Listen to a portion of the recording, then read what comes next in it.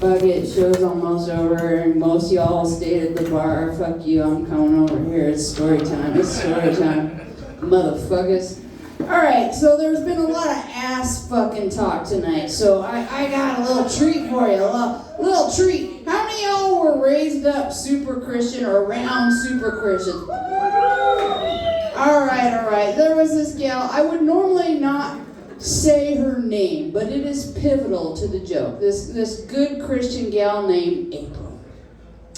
And she was like, no titty touches, no cookie touches before marriage. And she exclusively dated fellas that she went to church with. Good Christian girl. But on an occasional Saturday night, she would go out with us degenerates, go to parties, get drunk as fuck, and what? Let guys fuck her in the ass. Loudly and proudly. Everybody at the house party knew April was getting it, because she was like, whoa, fuck me harder, fuck me harder. News came around to our crowd that she was finally getting married, and it was like, what's going to happen on that night, on that wedding night? And one of my buddies went, well, April Fools to that guy. I personally saved anal for marriage. I think it was just because my ex-husband wanted to hear me say ow. Guys are into that, preserving some kind of virginity and what, I don't know, I don't get it, whatever. Let's do something real, Okay, so,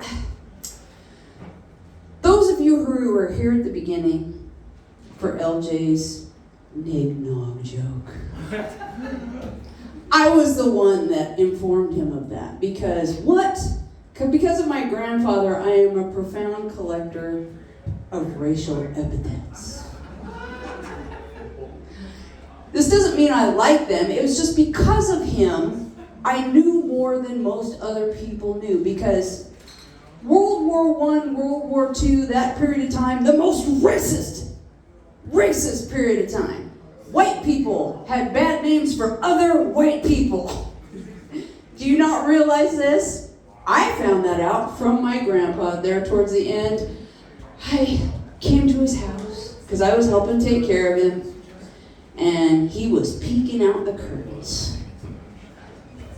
The house across the street had sold. He was like, I don't trust the new people across the street.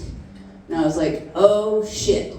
What unfortunate brown person has moved across the street that he's gonna harass for the last few days of his life? So I just went with Grandpa, watching out the curtains. Here comes this white dude, just whiter than white, out to the mailbox. And then back, and I was like, Grandpa, what's the problem with this guy? And he's like, did you see his last name on the mailbox? Very German. He's like, I don't trust Jerry's. Jerry was a racist term from World War II for German people. He still hadn't gotten over it. Still hadn't gotten over the fucking Jerry situation. Grandpa also made me start taking better care of myself because, I'm proud to admit that recently I reached my high school weight of 118 pounds, which doesn't sound that impressive until you realize that at one point in my life I weighed 310. I've got lots of loose skin. There's a reason why I don't get... I didn't do that for kudos. I did it because I didn't want to fucking... People that are fat often say, oh, I'll just get sick and die.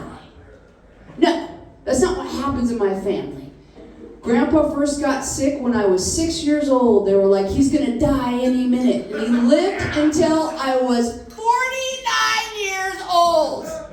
That means he was sick for 43 years. People in my family don't get sick and die. They get sick and live. So I was like, I need to fucking take better care of myself or else I'm going to wobble out. People are like, oh, I bet you get a lot more dick now. I didn't lose weight to catch a man. I lost weight to keep all my toes. I'm very lactose intolerant. Diabetes is strong in my family.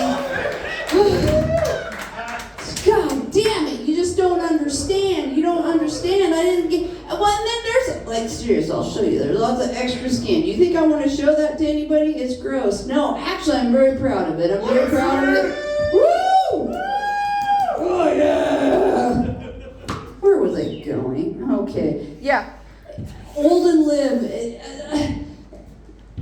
And my grandpa was fantastic, besides being a tremendous racist. He wouldn't swear, but he was a tremendous racist. We would go out, we had such fun times together there towards the end. We went out to lunch at a little cafe.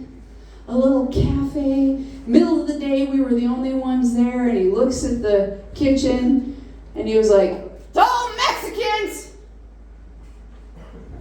And I said, "You're right, Grandpa." And then I stood up and I waved at the kitchen and I was like, "Spit in his food only, please.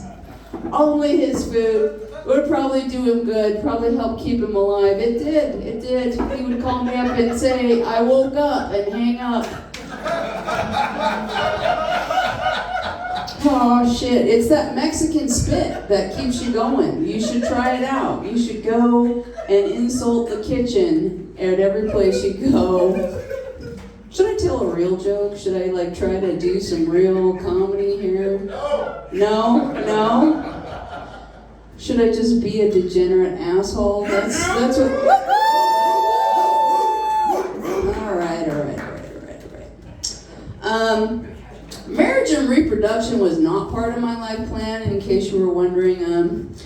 I was previously had been a homeless junkie, which in my opinion is way better than marriage.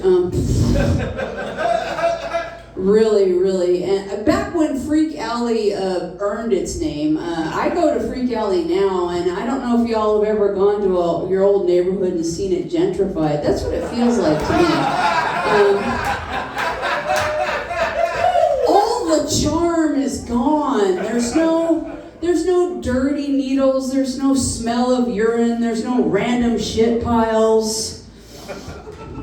I did a lot of things I was ashamed of when I was a junkie. I did a lot of things that I'm not proud of.